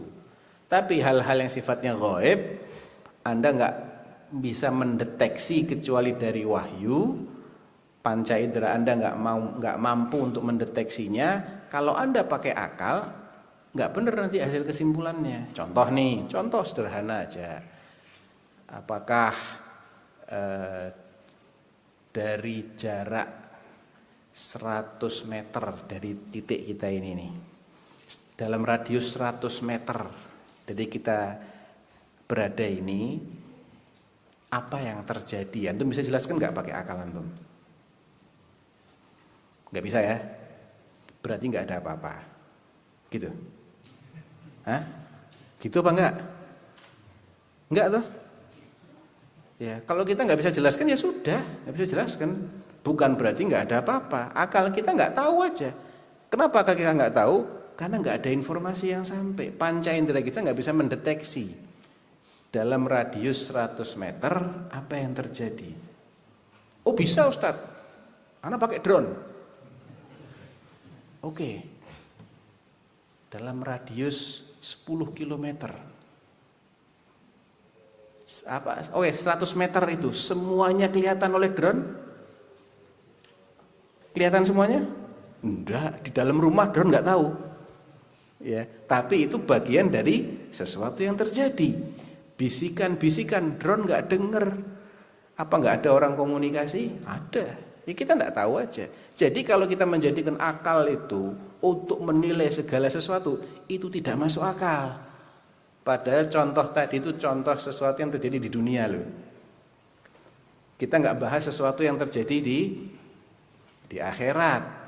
Lah kok mau pakai akal dalam semua hal? Ya itu jelas nggak masuk akal. Ya, harus ada sikap percaya, mempercayai sesuatu yang di luar jangkauan akal kita itu bukan sesuatu yang salah. Itu adalah bagian dari menggunakan akal dengan baik dan benar. Akal kita itu mengharuskan kita untuk percaya kepada sesuatu yang memang punya syarat-syarat untuk dipercayai.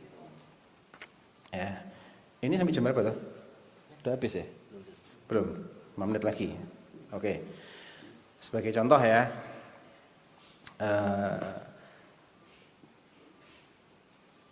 orang yang dalam kehidupan sehari-hari itu menggunakan kepercayaan lebih banyak daripada ilmu pengetahuan dia. Dan itu rata-rata manusia kayak gitu. Tanpa ada yang menganggap ini orang goblok. Kalau begini ini orang enggak ngerti, ini orang cuman percaya tahalul, enggak. Contohnya orang percaya kepada merek tertentu, brand tertentu. Wes pokoknya kalau brand ini mengeluarkan produk, dia beli. Banyak enggak orang kayak gitu? Banyak. Padahal dia enggak tahu seluk-beluknya, enggak tahu detail-detailnya, dia percaya aja. Wah ini merek, betul ini bagus ini mereknya. Dia beli dengan modal kepercayaan. Oke, di luar jual beli. Contohnya orang yang sakit kemudian dia datang kepada dokter, didiagnosa sama dokter, dokternya bilang Anda sakit ini. Misalnya ini diabetes dan parah harus diamputasi. Percaya dia, rela kakinya dipotong. Ya. Ada nggak orang kayak gitu? Banyak. Ya, Anda kena kanker nih sudah stadium 3. Percaya dia. Anda harus operasi, ada ini ada itu, percaya. Padahal saya kan nggak paham tuh ilmunya kedokteran, gitu. Memang dia percaya. Emang kita harus menjadikan kepercayaan itu sebagai salah satu cara untuk belajar. Kalau dia tidak mau mengakui khabar, berita yang disampaikan dengan syarat tertentu tadi sebagai salah satu sumber informasi, sumber ilmu, dia akan tidak normal hidupnya. Seandainya dia saya nggak bisa percaya kepada penjelasannya dokter sampai saya ngerti kedokteran, ya dia akan keburu mati sebelum dia paham kedokteran gitu loh. Saya tidak akan percaya dengan kehebatan produk ini yang logonya misalnya apel yang dicokot keroak itu sampai saya paham dulu ilmu elektronikanya, IT-nya, softwarenya, ya antum nggak akan pernah beli HP merek apapun. Saya nggak akan percaya kepada mobil mereknya ini, ya antum nggak akan pernah punya mobil. Faktanya, nggak ada orang kayak gitu di dunia, ya enggak? Semua orang itu menjadikan kepercayaan sebagai salah satu sumber ilmu, termasuk ketika antum belajar. Lah mereka itu yang kowar-kowar tolak sunnah, mereka belajar enggak? Belajar. Percaya enggak kalau gurunya itu benar ketika ngajarkan ilmu? Mesti ada kepercayaan, walaupun belum tentu benar kadang-kadang. Kalau enggak ada kepercayaan terhadap ilmu gurunya, orang enggak akan belajar apapun. Betul? Jadi memang kepercayaan itu bagian dari cara kita untuk belajar. Nah, cuman harus ada kriteria tertentu. Siapa yang wajib dipercaya? Syaratnya apa? Dan siapa yang Anda tidak wajib percaya? Ada 3 syarat. Sesuatu itu wajib dipercaya. Ini bagus untuk antum karena nggak ada di sini. Ya. Kalau antum pulang bawa 3 syarat ini faedah mahal ini. ya, faedah mahal. Ada penjelasannya dalam Syarah Al-Usul Ats-Tsalatsah Syekh bin Utsaimin. Syarah Al-Qawaidul Muthlah. Yang pertama, yang menyampaikan harus punya sifat jujur. Yang bicara harus dikenal bersifat apa? Jujur. Logis enggak? Logis. Kalau pembohong antum wajib percaya? Enggak. Walaupun mungkin enggak pembohong itu sesekali dia jujur. Mungkin enggak? Mungkin, ya. Tapi hukum asalnya kalau dia pembohong, hukum asalnya itu dia bohong apa jujur? Bohong. Kapan antum boleh percaya omongan seorang pembohong? Kapan? Logikanya kapan? Kalau dia terbukti jujur. Selama belum ada buktinya dia jujur, hukum asalnya antum percaya atau enggak percaya? Enggak percaya. Kita balik sekarang logikanya. Hukum asalnya orang yang sifatnya jujur, jujur apa bohong kalau bicara? Jujur. Mungkin enggak dia bohong? Mungkin. Kapan antum boleh katakan dia bohong?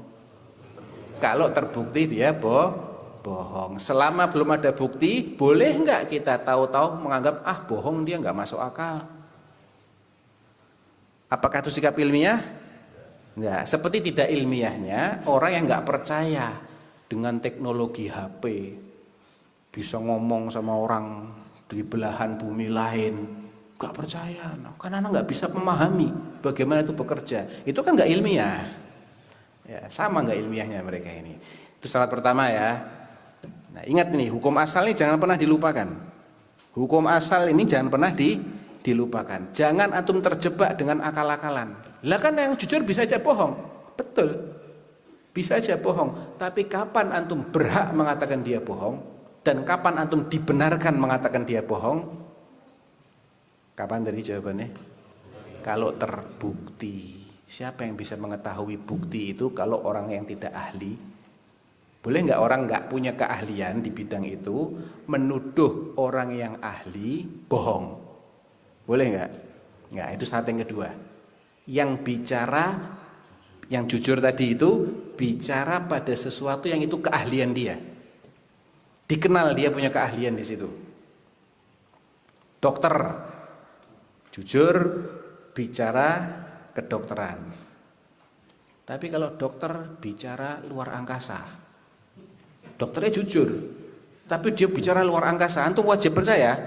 Enggak, karena disiplin ilmu dia enggak ketemu dengan luar angkasa. Ya.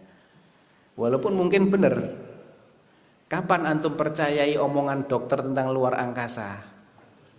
Kalau terbukti benar. Ya, sama. Jadi syarat yang kedua apa? Bicara sesuai keahlian dia. Dan keahlian itu harus diakui. Loh, saya dokter, buktinya apa? Ijazahmu mana? Tak boleh nunjukin ijazahnya. Ya Anda nggak wajib percaya. Atau ada dokter ahli lain yang mengakui dia enggak, dia benar-benar dokter ahli. Ini ada dokter-dokter bener, dokter asli. Iya dia dokter. Ya nggak apa-apa, Anda nggak tahu ijazahnya. Kalau enggak ada yang mengakui, ya dia juga nggak bisa membuktikan dirinya ahli, Anda tidak wajib percaya kalau dia benar-benar ahli. Syarat yang ketiga, ini logis semua syaratnya. Dia bicara dalam bahasa yang bisa difahami. Antum bahasa Indonesia mendengar penjelasan dalam bahasa Indonesia. Penjelasannya disampaikan oleh orang yang jujur, yang ahli di bidang itu, dan dalam bahasa yang antum bisa pahami. Nah, ketiga syarat untuk mempercayai terwujud. Tapi kalau dia ini jujur, ahli, ngomong pakai bahasa Mandarin, wah itu nggak paham bahasa Mandarin, apa yang mengharuskan antum untuk percaya? Nggak ada kan? Paham aja enggak kok. Paham ya? Nah, ketiga syarat ini terpenuhi dalam semua yang disabdakan oleh Nabi SAW. Ya. Karena spesialisasi beliau itu wahyu. Ilmu yang beliau ahli di situ namanya apa? Wahyu. Qul innama ana basyarum mithlukum yuha ilayya. Aku ini sama, kalau dari segi biologisnya sama seperti kalian manusia. Bedanya aku diberi wahyu. Nah, wahyu itu menjelaskan diantaranya adalah isinya berita. Berita tentang kejadian masa lalu, berita tentang kejadian yang akan datang. Kejadian di dunia, kejadian di akhirat. Selain berita apa? Aturan. Ini boleh, ini enggak boleh, ini wajib, ini haram, ini sunnah, ini makruh, ini mubah. Itu juga bagian yang disampaikan oleh Nabi.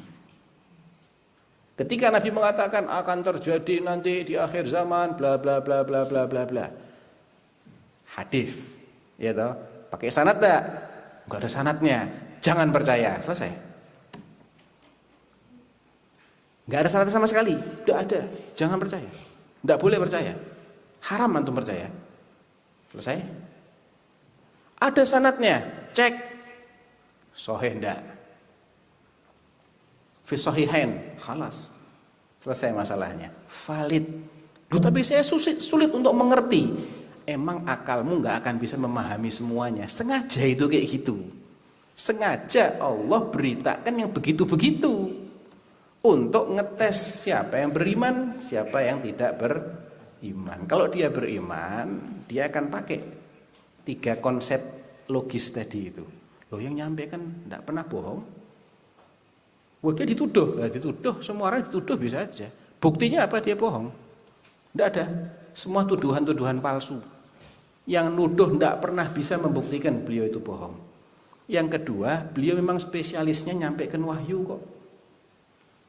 Yang ketiga, bahasanya bisa dipahami, nggak pakai bahasa ghaib, bahasa yang tidak ada kaedahnya untuk dipelajari, bahasa semut, enggak. Bahasa manusia, ya.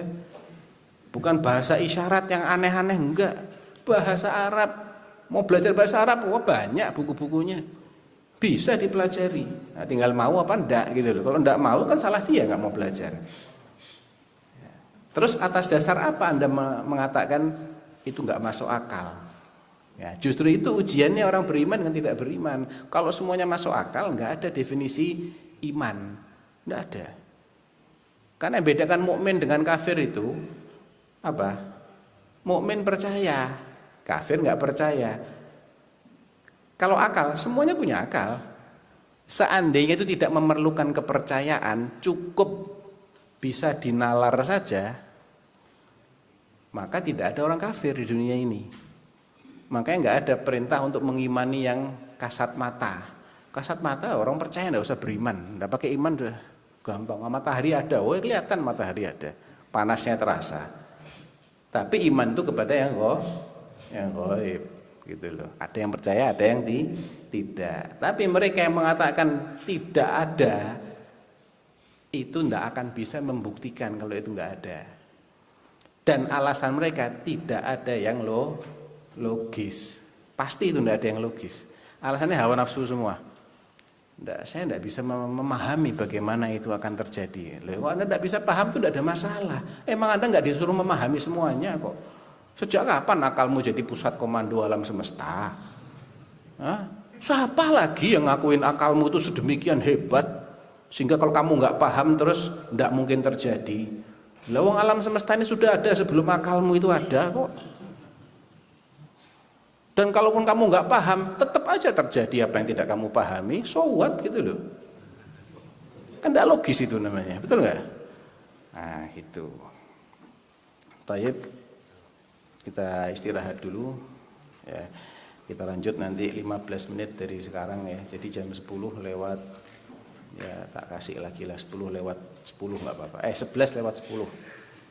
Ya 11 lewat 10 kita lanjut lagi. Wallahu taala alam. Sallallahu alaihi Muhammad wa ala alihi wasallam. Assalamualaikum warahmatullahi wabarakatuh.